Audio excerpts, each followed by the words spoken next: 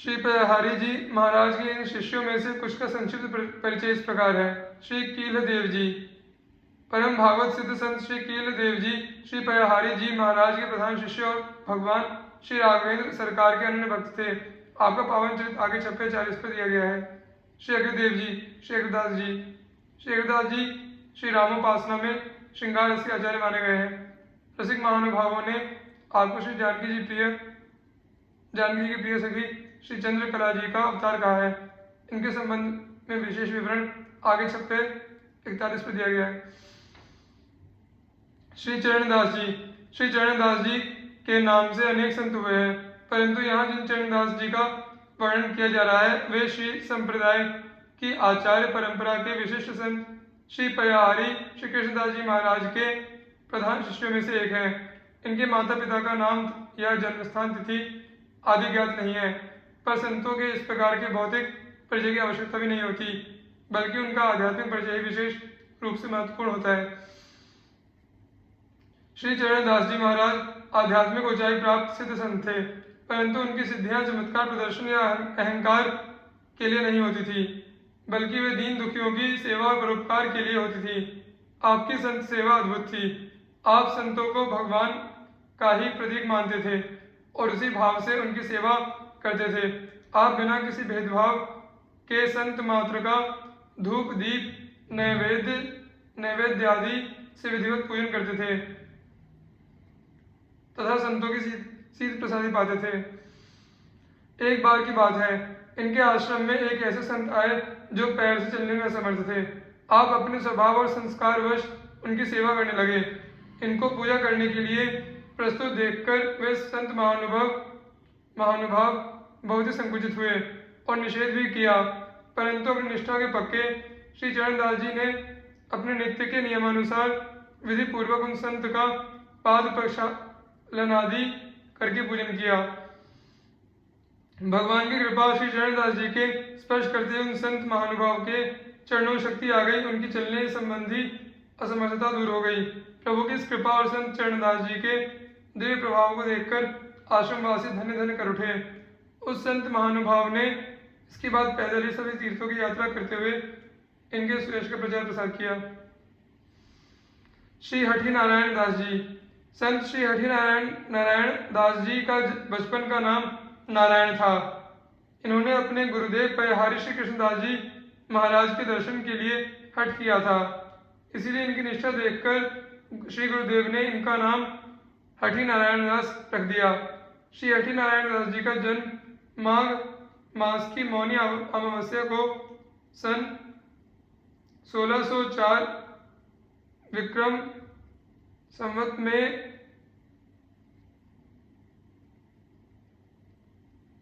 ग्राम इंगरी जिला इटावा उत्तर प्रदेश में हुआ था।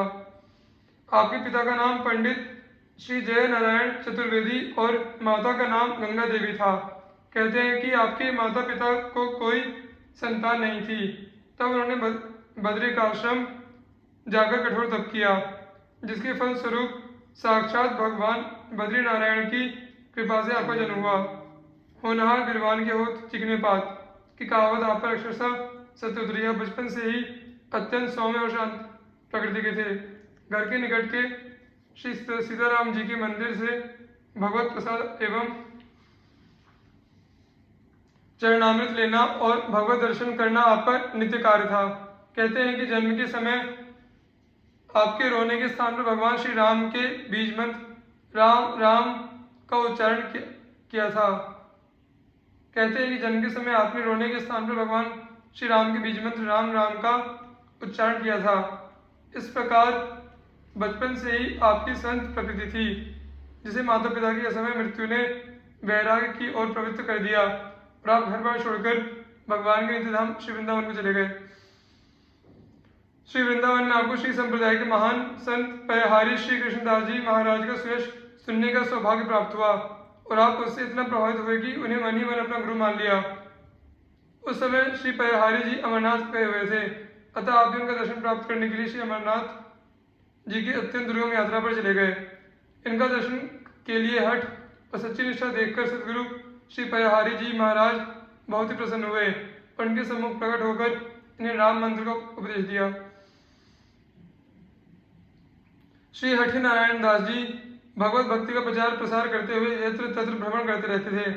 इसी क्रम में एक बार आप गुजरात प्रांत के नडियाद ग्राम पहुंचे। वहां के लोगों ने आपका बड़ा स्वागत किया। उस ग्राम के पास में ही एक तांत्रिक रहता था।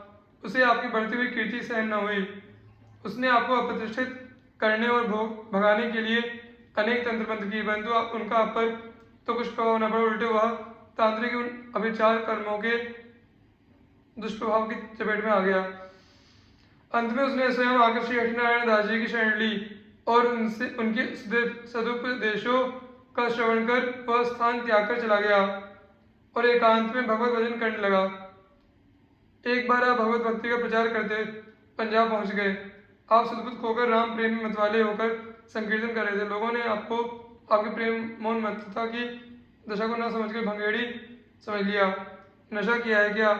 ऐसे लोगों के पूछने पर आप कह भी देते कि मैं नामी नशेबाज हूँ। आपका तात्पर्य होता था कि मैं नामामृत का पान कर उसके नशे में उन्मत्त रहता हूँ, जबकि लोग उसका उल्टा अर्थ ले लेते थे और आपको अत्यधिक नशा करने वाला समझते थे। कहते हैं कि आपके संकीर्तन में इतनी दिव्यता होती थी कि चेतन मनुष्य की क्या बात, जड़ वृक्ष भी झूमने लगते थे।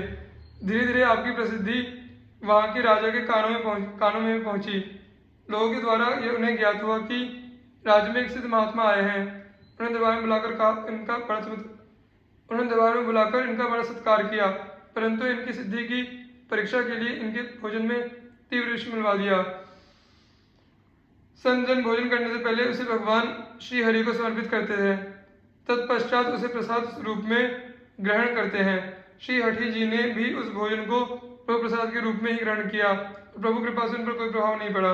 यह देखकर राजा अत्यंत लज्जित हुए और इनके चरणों में पड़कर अपने अपराध के लिए क्षमा याचना की। संतों के हृदय में तो क्रोध के लिए कोई स्थान नहीं होता ही नहीं। श्री हठि जी ने उन्हें सदुपदेश देकर भक्त बना दिया। राजा के भक्त हो जाने से राजा की प्रजा भी भगवत भक्त हो गई। इस प्रकार विमुख जीवों को भगवत सम्मुख करते और भगवत भक्ति का प्रचार करते हुए श्री हठिनारायण दास जी ने श्रावण शुक्ल 7 संवत 1703 को भगवत धाम की प्राप्ति की। श्री सूरदास जी संत शिरोमणि श्री पयहारी श्री कृष्णदास जी महाराज के षोडश प्रधान शिष्यों में से एक थे। आप परम वैष्णव सिद्ध संत थे तथा आपके श्री सीताराम श्री सूरजदास जी संत शिरोमणि श्री पयहारी श्री कृष्णदास जी महाराज के षोडश प्रधान शिष्यों में से एक थे। आप परम वैष्णव और सिद्ध संत थे तथा आपकी श्री सीताराम जी में अखंड निष्ठा थी। आपका यह दृढ़ नियम था कि सूर्यमंडल मध्यस्थ श्री सीताराम जी का बिना दर्शन किए आप अन्न जल का ग्रहण नहीं करते थे। इस प्रकार कभी कभी आपको कई दिन बिना अन्न जल ग्रहण किए ही बीत जाते, परंतु अपनी नियम निष्ठा में किंचित भी ढील देना आपको स्वीकार नहीं था।